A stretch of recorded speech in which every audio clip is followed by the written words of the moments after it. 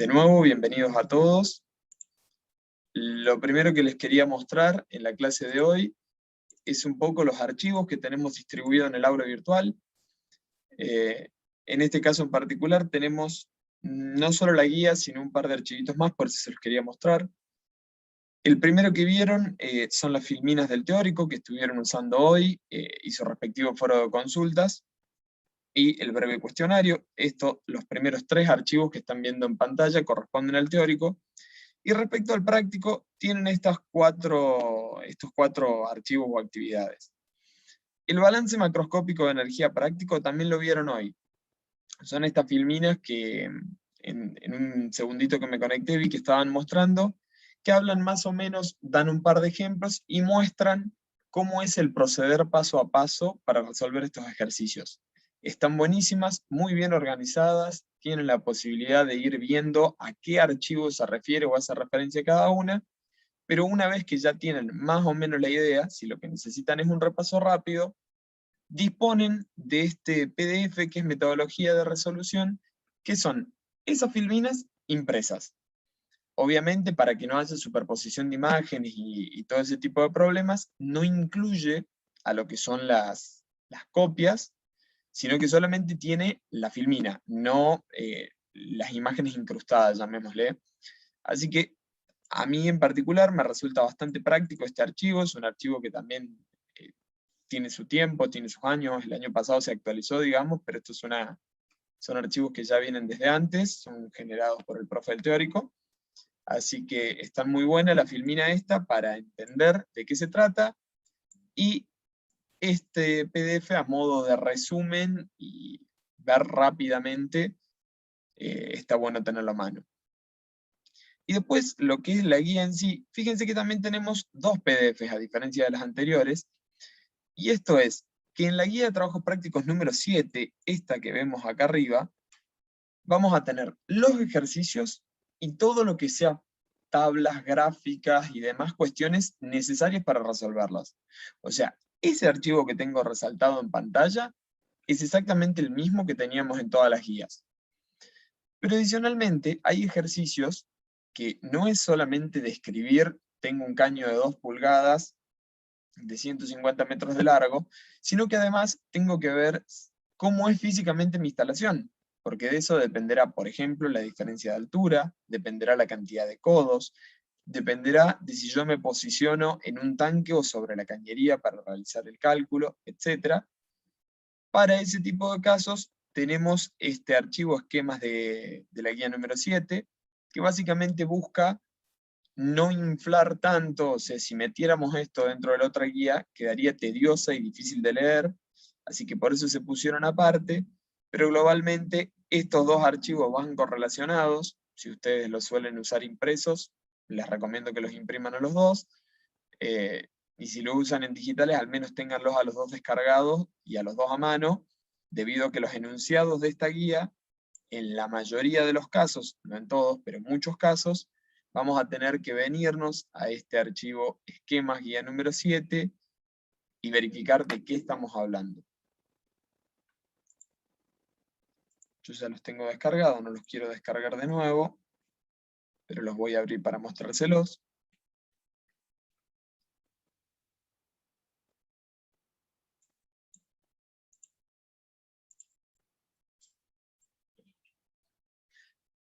Bueno, primero que todo la guía, vamos a hacer un repaso completo, pero como todas nuestras guías, tiene un título del temario y un resumen muy rápido de qué se trata esta guía, de qué estamos hablando. Tiene todo el desarrollo de ejercicios. Algunos ven que ya tiene su esquemita, otros no. Fíjense que de acá en adelante no tenemos el esquema. Acá vuelve a aparecer. De los que no tenemos el esquema ya, lo tendremos acá. Problema 4, problema 5 y 6, problema 7. Así que todos los esquemas que no tengamos en la otra, podemos venir a buscarlo acá, a menos que algún ejercicio en particular haga una descripción bien acabada de cómo es el problema en sí. Y luego tenemos todo lo que es gráficas, que ya iremos viendo cómo se usan o qué función tienen todas estas tablas en realidad, y esta gráfica que tenemos, de todo lo que estamos viendo, esto es lo más conocido que tenemos hasta el momento, que es una gráfica que relaciona el número de Reynolds versus el factor de fricción. Esto es lo mismo, digamos, que estuvimos viendo, o busca hacer la misma relación que lo que vimos, por ejemplo, para sólidos que caen en el seno de un fluido, y es exactamente la misma, habría que buscar el autor, pero es la misma que la que utilizábamos en la guía número 5, que evaluamos en el parcial anterior, porque de hecho esta guía, la guía número 7, agarra gran parte del concepto utilizado en la guía 5 y lo aplica. Así que lo que vamos a ver en esta, agarra ya como un dato a esto que estuvimos viendo en la guía 5 del factor de fricción para tubo circular recto. Ahora sí, para hacer un poco la idea de qué vamos a basarnos. Esta guía es balance macroscópico de energía mecánica o ecuación de Bernoulli o Bernoulli. Ahí, digamos, lo he escuchado pronunciado de ambas maneras. Y básicamente lo que estamos mirando es hacer un balance de energía desde un punto hacia otro. Así que todo lo que sean estos ejercicios, lo primero que vamos a tener que hacer es buscar desde qué punto hasta qué punto calculo, porque lo que estamos haciendo es un balance macroscópico de energía. Y el balance macroscópico de energía terminará utilizando como fundamento a esta ecuación, que se denomina ecuación de Bernoulli, que acá tienen alguna que otra aclaración, por ejemplo, si es un aporte o si es un consumo, cuál es el signo que lleva, pero que vamos a tratar de analizar en uno por uno cuáles son los términos que aplican.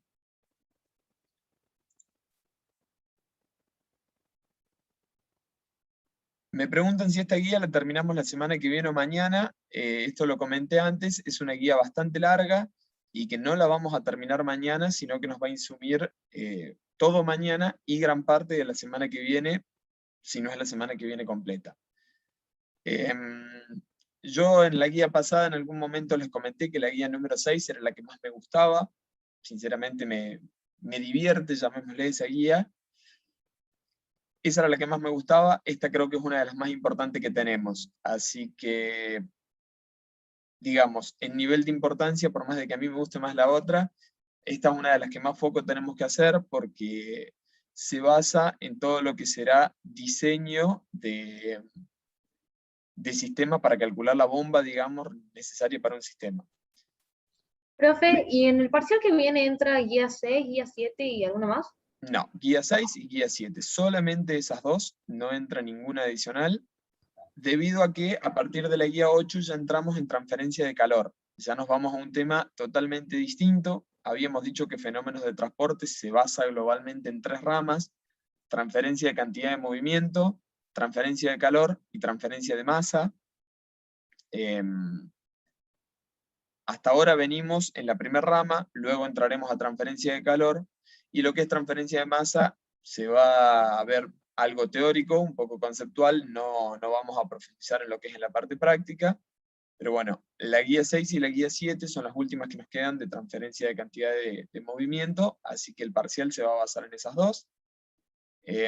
Por ende, todo lo que vimos la semana pasada, que fue guía 6, y todo lo que vamos esta semana y la semana que viene, que es guía 7, será el contenido que vamos a tener en el parcial. Listo, gracias.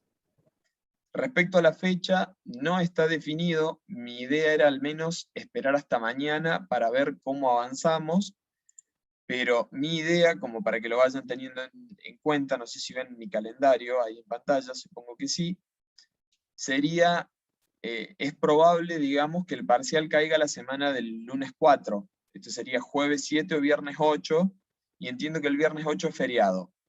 Así que todavía queda por definir, pero una fecha probable es el jueves 7 de octubre o el jueves 14 de octubre. Me gustaría, digamos, esperar hasta la clase de mañana para definirlo bien, para verificar cómo venimos avanzando, cómo vamos con el tema, pero ténganlo en cuenta que una fecha probable es el jueves 7 de octubre.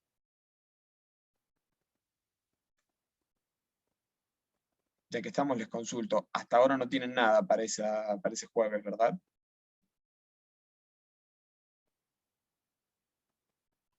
Creo que no, el 6 rendimos algo, pero práctico de físico-química, pero el 7 no. Ok.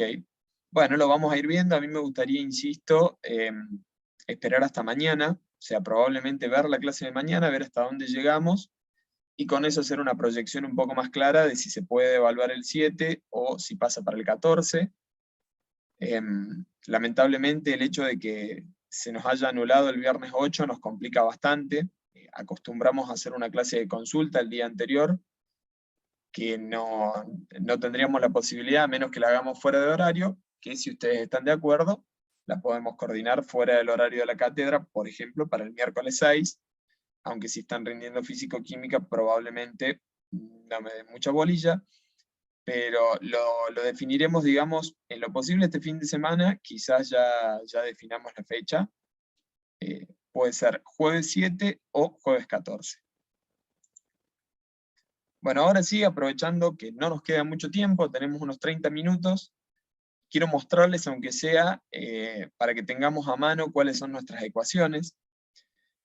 El balance de energía mecánica o ecuación de Bernoulli es un balance que tiene distintos términos, entre ellos el primero, que es un medio de la velocidad al cuadrado, del delta v al cuadrado, y que cuando hablamos de este delta v al cuadrado, es bueno hacer una distinción de que no estamos hablando de la diferencia de velocidades elevadas al cuadrado, sino que hablamos de velocidad final al cuadrado menos velocidad inicial al cuadrado.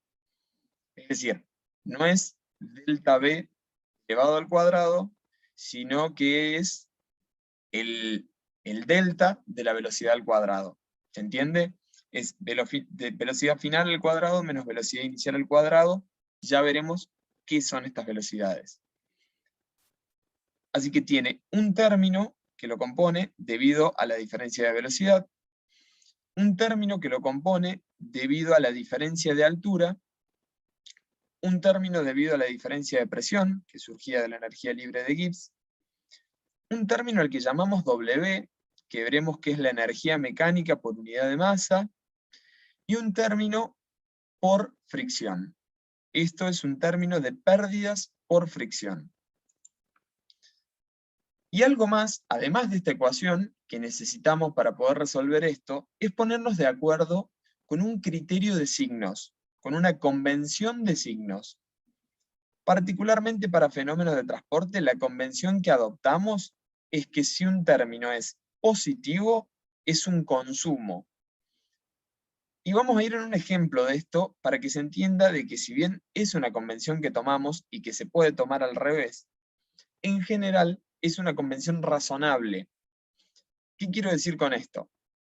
Supongamos un sistema de bombeo donde tenemos un tanque al nivel del suelo y queremos elevar el agua hacia otro tanque arriba de la casa. Nuestro término delta, si yo analizo solamente en alturas, es altura final menos altura inicial. Si yo estoy elevando el fluido, claramente la altura final será mayor a la altura inicial. ¿Estamos de acuerdo con eso? Yo estoy elevando el fluido. En este caso, final menos inicial, si h final es mayor que h inicial, este término tendrá signo positivo. Y si ahora me lo pongo a ver desde el punto de vista práctico, elevar un fluido, ¿me está consumiendo energía o me la está aportando? Yo para lograr elevar ese fluido, le tengo que dar energía al sistema. Quiere decir que la elevación es un consumo en sí. Por ende, la convención de signos adoptadas es globalmente esa. Si yo estoy haciendo un esfuerzo para lograr superar esa diferencia de altura, quiere decir que esto es un consumo. Así que si bien adoptamos una convención de signos donde el consumo es positivo, la realidad es que el delta ya me lo genera solo a ese signo. No es que estoy adoptando algo muy raro, sino que por defecto, al hacer un final menos inicial, lo pongo al revés. Si ahora estuviera arriba del techo y viene hacia abajo, HI, el H inicial, digamos, sería mayor al H final, por ende, esta diferencia me quedaría negativa, y si es negativa, estamos hablando de un aporte al sistema. O sea, la diferencia de altura le genera un aporte a nuestro sistema, lo ayuda al movimiento.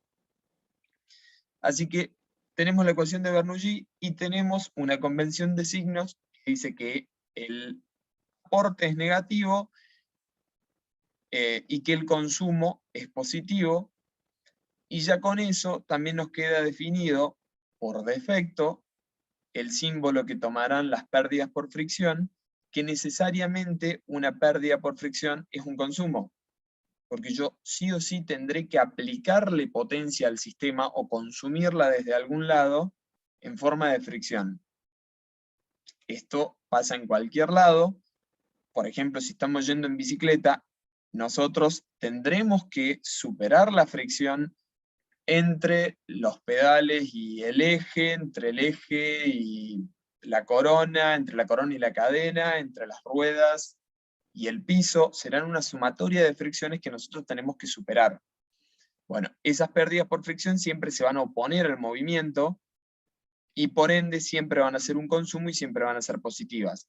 Así que la convención de signos queda relativamente clara en decir, siempre que yo plantee un delta, es final menos inicial. Y si es final menos inicial, yo haciendo así a ojo la revisión que hicimos recién con altura, por ejemplo, ya me doy cuenta de cuál es un consumo y cuál es un aporte, y siempre la sumatoria de pérdidas por fricción será un consumo. Por otro lado, y otra cuestión que tiene esta ecuación de Bernoulli, es el tema de la aparición de estos factores GC.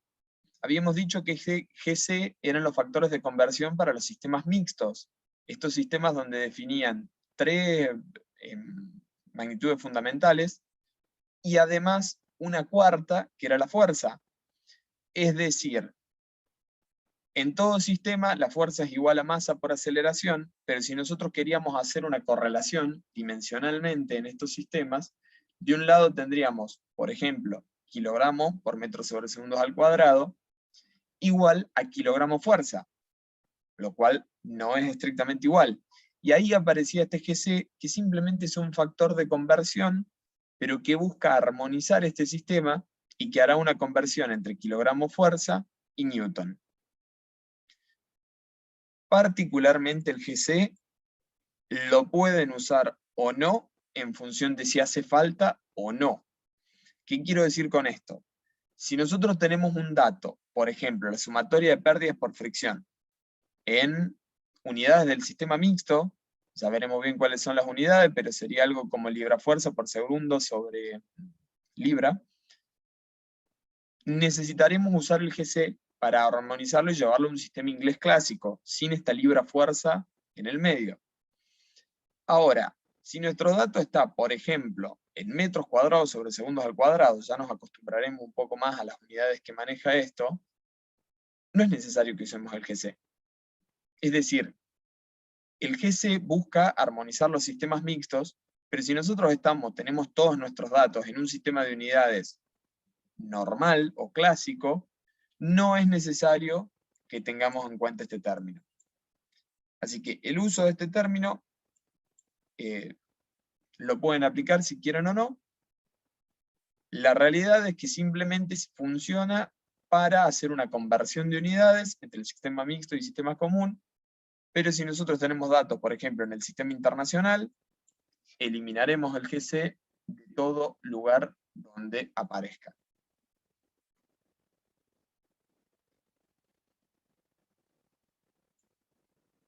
Siguiendo con lo que estamos viendo, tenemos la sumatoria de pérdidas por fricción. Fíjense que la sumatoria de pérdidas por fricción es el primer lugar que utiliza a esto que calculábamos en las guías pasadas del factor de fricción, y básicamente lo utiliza para calcular, usa ese factor de fricción para calcular la sumatoria total de fuerzas de fricción que tuvo, o pérdidas por fricción que tuvo nuestro sistema. Y esto se basa no solamente en lo que tengamos de cañería recta, sino también en lo que tengamos de accesorios. ¿Qué quiero decir con esto? Nosotros, si tenemos una cañería recta, a medida que el fluido vaya circulando por ahí adentro, va a tener una pérdida por fricción por las paredes de esa tubería. Imagínense que si yo quiero, por ejemplo, agarro una bombilla y estoy tomando un mate, lo puedo tomar sin problema. Ahora, tratemos de imaginar que esa bombilla tenga 5 metros de largo y yo quiera tomar mate con esa bombilla de 5 metros de largo. Claramente me va a costar mucho más. ¿Por qué? Porque esa longitud de la bombilla me está generando pérdidas por fricción. Y por otro lado, les pongo un ejemplo distinto, que sería la misma bombilla, pero yo ahora, en vez de hacer una bombilla recta, la voy haciendo con curvas, que vaya y vuelva. Tiene una curva tras otra, tras otra, tras otra. El largo de la bombilla quizás termine siendo el mismo, pero esos accesorios que yo tuve también le generan una pérdida por fricción. Bueno, ahí es donde aparece entonces que la sumatoria de L sobre D, que está expresada en este sector, estará compuesta por la longitud de tramo recto, dividido el diámetro, más la suma, que sería sub I, y esto a su vez sería una sumatoria, más la sumatoria de las longitudes equivalentes. ¿Y qué es esto de longitud equivalente? Nosotros tenemos que tratar de resolver el sistema de la forma lo más sencilla posible, y una forma que se encontró de hacer esto fue tabular la longitud a la que equivale un determinado accesorio. Esto es, yo puedo calcular, por ejemplo, a través de esta ecuación, la sumatoria de pérdidas por fricción debido a 40 metros de longitud de cañería de un determinado diámetro. Lo que hicieron fue, si yo le pongo un codo a eso, ¿cuál sería el aporte de ese codo? Y lo calcularon como equivalente a la longitud de tramo recto. Es decir, un codo equivale a 5 metros más de cañería, equivale a 3 metros más de cañería. Una válvula cerrada equivale a 8 metros más de cañería. Y a este dato lo podemos encontrar tabulado de dos maneras. Como longitud propiamente dicha, que son estos ejemplos que doy, un codo equivale a 5 metros de cañería recta, o como una longitud, como un L sobre D ya, que sería un número adimensional, de decir, un codo vale 350. 350 que es adimensional porque, si se fijan, la longitud de la cañería dividido el diámetro también es un número adimensional.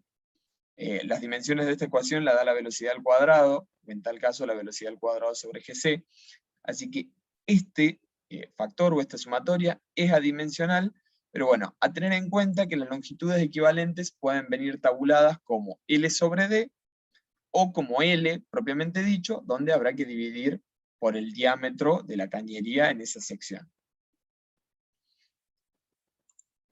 Algo más que se desprende automáticamente de esto es que si yo tengo más de un diámetro, tendré que hacer más de un cálculo de factor de fricción. Primero, porque el tramo recto tendré que dividir la longitud de cada tramo recto por su diámetro, y adicionalmente, porque el factor de fricción depende de la velocidad, depende del número de Reynolds en realidad, y el número de Reynolds depende de la velocidad y del diámetro, y porque también necesita de la velocidad. Así que si yo tuviera un sistema con dos diámetros distintos o más, tendré que hacer un término para la sumatoria de factores de fricción por cada diámetro diferente de cañería. De esto no nos vamos a poder salvar si tenemos más de un diámetro, que por ejemplo es común encontrar que el diámetro antes de la bomba no es el mismo que después de la bomba. Si tenemos dos diámetros distintos, tendremos que hacer un análisis totalmente independiente de una sección y de la otra, y después hacer la sumatoria total de las pérdidas por fricción, pero para tener en cuenta, cada sumatoria de F es para esa sección de diámetro constante. Cuando me cambie el diámetro, cuando tenga un accesorio que me agrande, me achique la cañería, tendré que hacer otro término para este factor. Y la ecuación del número de Reynolds, que se sigue, llamémosle, repitiendo, es diámetro de la cañería en este caso. En la guía 6 ahí difería un poco, pero acá volvemos a la definición que usamos en guía 5 y en guía 4. Es diámetro por velocidad por densidad sobre viscosidad. Teniendo todo esto, ya estamos un poco más en condiciones de afrontar un ejercicio. Lo único que nos faltará ver bien es cómo completar esta ecuación y cómo obtener este dato, que son esas longitudes equivalentes de las que estuvimos hablando.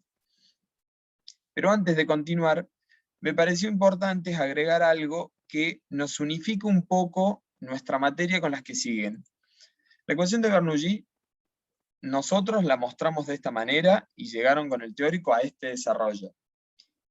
Pero distintos autores la han ido expresando de diferentes maneras en función de lo que necesitan o en función simplemente de lo que les queda más cómodo para explicar y desarrollar.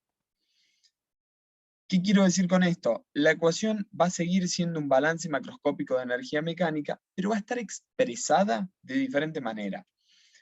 Y se los quería mostrar porque hasta el momento tenemos una diferencia bastante grande con, por ejemplo, operaciones unitarias 1, y la forma en la que la ven es otra, porque lo que necesitan calcular es otra cosa, y muchas veces nos ha pasado de que vieron las dos ecuaciones y no logran relacionar una con la otra. Bueno, mi idea era mostrarles un poco los despejes que podemos hacer, la manipulación que podemos hacer con esta ecuación, para llegar a la ecuación, por ejemplo, que se aplica en operaciones 1. Esto que voy a mostrar acá igual no es algo que necesiten ustedes para resolver el fenómeno de transporte, sino que es a modo de hacer un puente entre nuestras asignaturas y tratar de ir alineando un poco más los conceptos, y que si aprendieron el uso de la ecuación de Bernoulli, no lleguen a operaciones 1 y piensen que están viendo algo distinto, sino que tengan en claro que seguimos viendo lo mismo. Fíjense que lo primero que hice fue sacarle el GC, voy a suponer que estoy trabajando en el sistema internacional, y tengo nuestros términos, un medio de el delta de las velocidades al cuadrado, más la gravedad por el delta H, más el delta P sobre ρ, más la energía mecánica por unidad de masa, más la sumatoria de pérdidas por fricción. A su vez yo puedo desglosar cada delta en final menos inicial, o 2 menos 1. Y a su vez lo que puedo hacer es separarlo en términos, digamos, independientes, b2 al cuadrado sobre 2 menos b1 al cuadrado sobre 2, más g por h2 menos g por h1, más p2 sobre ρ menos p1 sobre ρ, más w más f. Y que a su vez lo que yo puedo hacer con esto es agruparlos entre los finales, son los dos, velocidad final, altura final, presión final, y los iniciales, que son velocidad 1, altura 1 y presión 1. Aclaro también que ya estoy suponiendo que el sistema es una bomba, esto ya voy a volver a hablar de esto, pero habíamos dicho que los consumos eran positivos, los aportes eran negativos. Yo en este caso en particular voy a suponer que es una bomba, lo cual es un aporte, y por lo tanto es negativo. Y si yo hago el despeje y lo paso a dos términos distintos, yo tengo que la velocidad inicial, o sea, los términos finales son iguales a los iniciales, más W menos sumatoria de F. Acá habría que ver un poco la cuestión de signos, que creo que se me patinó alguno. Esto en realidad es más. Ahí estamos. Eso había ahí un pequeño error de signo. Pero globalmente con esto llegamos a la ecuación fíjense que también lo dividía todo por G, llegamos a una ecuación que hasta ahora es exactamente la misma, y que si reemplazamos algunos variables con otra letra, simplemente le llamamos a las alturas Z, le llamamos a este W sobre G delta H, que genera la bomba, o altura impartida por la bomba, y le llamamos HF a la sumatoria de pérdidas por fricción dividido la gravedad, vamos a llegar a una ecuación como esta, que esta es la ecuación que ustedes van a utilizar en operaciones 1. Y que esta diferenciación de términos la van a hacer por una propiedad que tiene la bomba, y que hay que calcular en realidad, una propiedad del sistema, y compararla con datos de la bomba, para verificar que no se nos rompa y que pueda operar en término, que será algo que ya lo van a ver como AMPA.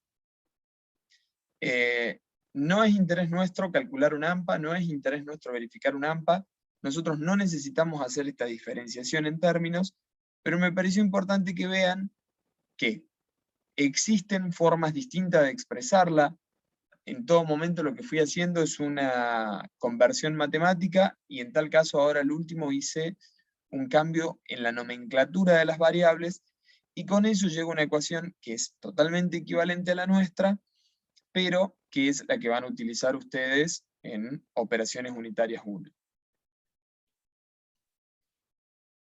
Ahora sí, volviendo a nuestra ecuación en particular, algo que me olvidé de aclarar recién, sé que lo vieron en el teórico, pero siempre está bueno refrescarlo, es el término W.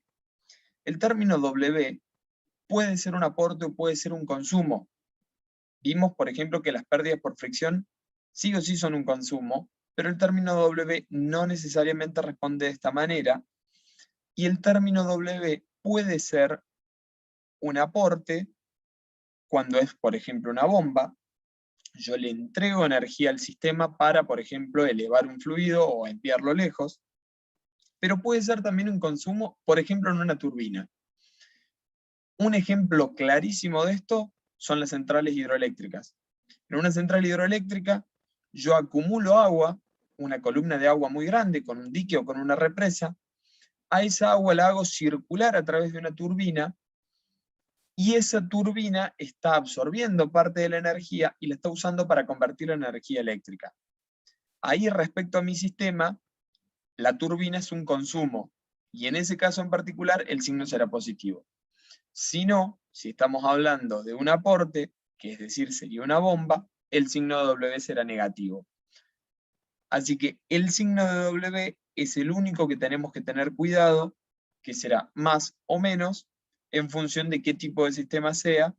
Nosotros la mayoría vamos a calcularlos como un aporte, como una bomba, pero existe la posibilidad también de tener, por ejemplo, una turbina que está girando a través del fluido que circula por dentro, y que esa turbina está generando, por ejemplo, energía eléctrica, y que es una aplicación sumamente importante de esta ecuación. ¿Alguna duda sobre la ecuación de Bernoulli y las ecuaciones complementarias, número de Reynolds, longitudes equivalentes y pérdidas por fricción?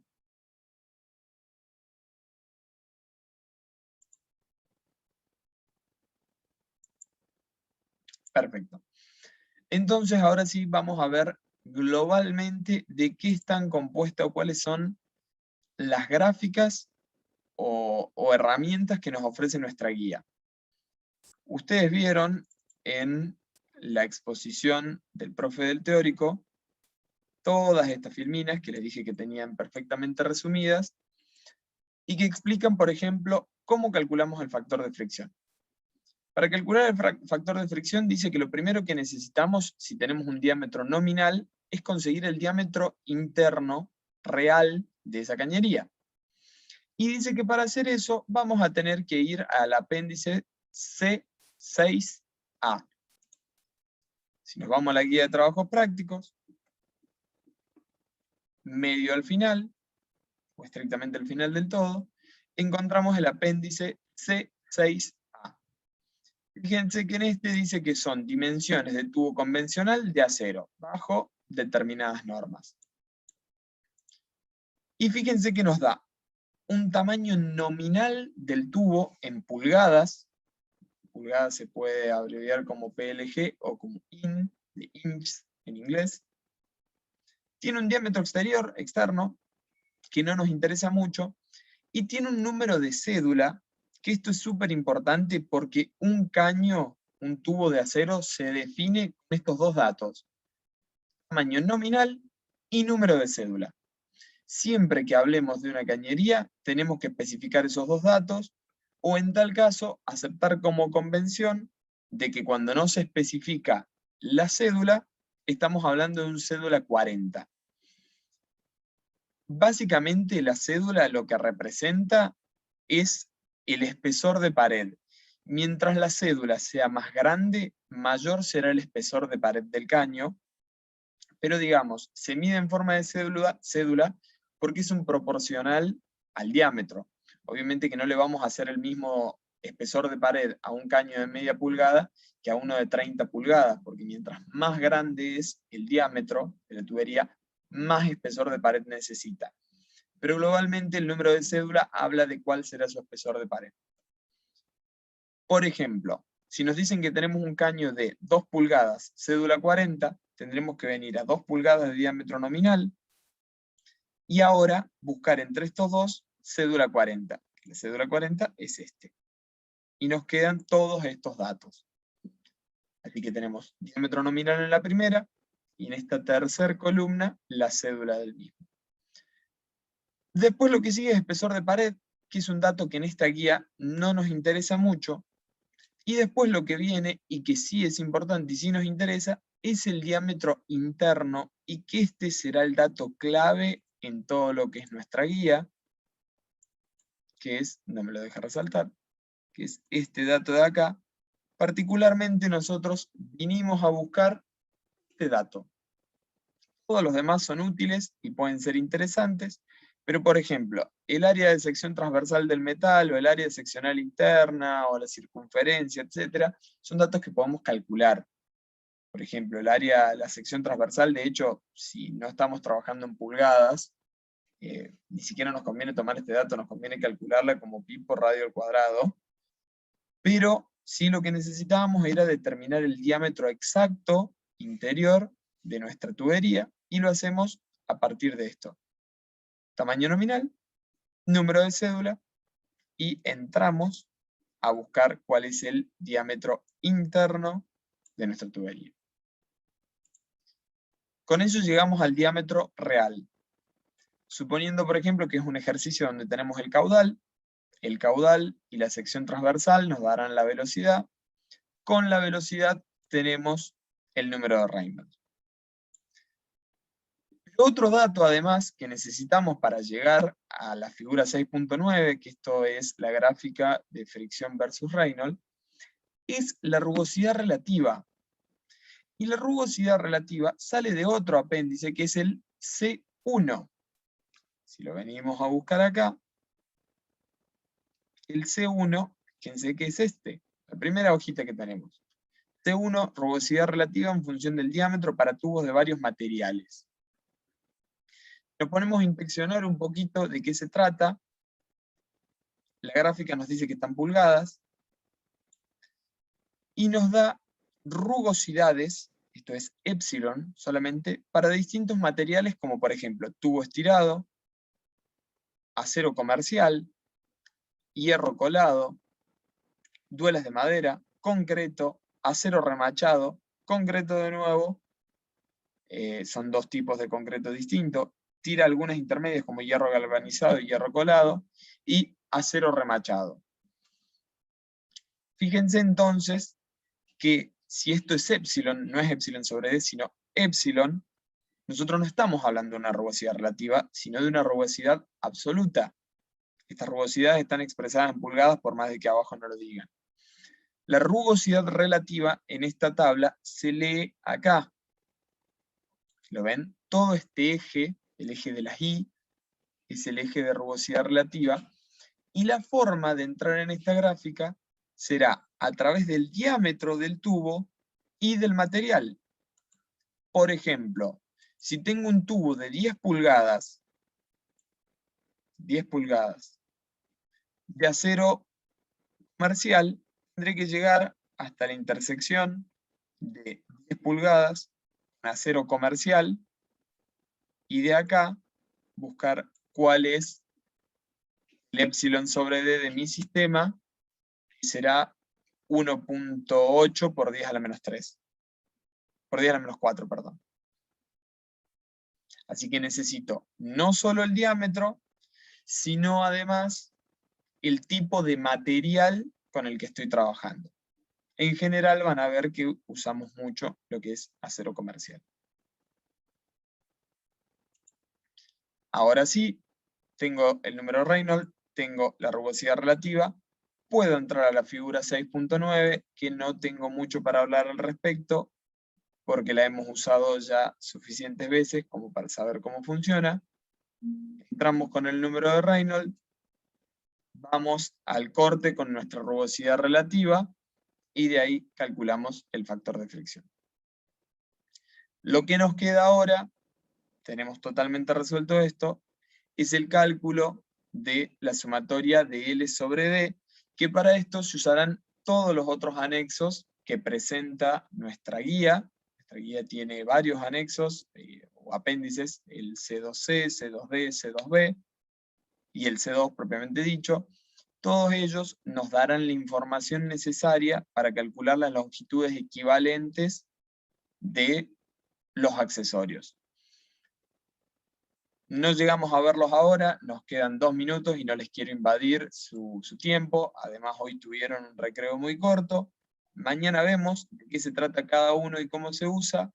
Lo que sí quiero empezar a remarcar desde ahora, de que esta es la definición según algunos autores, y por ejemplo han expresado los accesorios como L sobre D directamente, como un numerito dimensional, pero así también tendrán algunos que lo representan como longitud equivalente sola, y serán un L. Esto, digamos, empezamos en toda la parte de diferentes autores, diferentes criterios, diferentes formas de cálculo y diferentes formas de expresión. Nosotros vamos a trabajar con esto, mañana veremos bien cuáles son los que tenemos disponibles, pero pueden llegar a encontrarse con distintos autores y distintas formas de expresar este tipo de datos. Mañana entonces continuamos, vemos bien el cálculo de la sumatoria de L sobre D, y ya empezamos de lleno con lo que es la resolución de ejercicios de la guía. ¿Alguna consulta?